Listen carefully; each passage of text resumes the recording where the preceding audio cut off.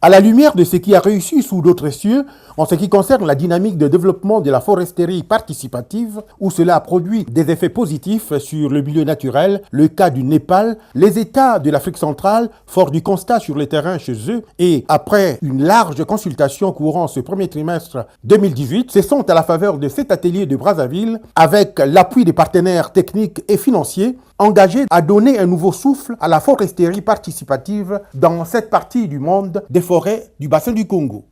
L'identification des actions prioritaires à mener présentées sous forme d'une feuille de route dans sa version améliorée grâce aux amendements apportés par les partenaires qui y ont été également intégrés sont dans le but d'accompagner les communautés locales et les populations autochtones. D'où l'intérêt de valider cette feuille de route. Faire de ces communautés des acteurs de la conservation de la biodiversité qui est dans les zones forestières et aussi que ces forêts apportent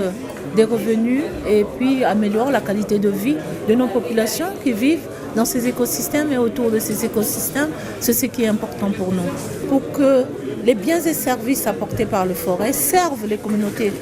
actuellement et pour des générations futures. La FAO, partenaire technique, poursuit son assistance participative depuis l'élaboration et de ce que sera la mise en œuvre demain de cette feuille de route qui sera validée à Brazzaville. Cette démarche, c'est permettre aux communautés locales, aux communautés autochtones de vivre décemment de leur milieu, de leur forêt, tout en la protégeant. Les participants ont eu droit à une sensibilisation sur l'épidémie d'Ebola qui sévit en République démocratique du Congo voisine et sur les efforts conjugués de la communauté internationale dont l'OMS pour stopper et circonscrire l'épidémie le plus rapidement possible, y compris dans les pays limitrophes, c'est-à-dire les 9 pays voisins de la RDC exposés au risque de la maladie.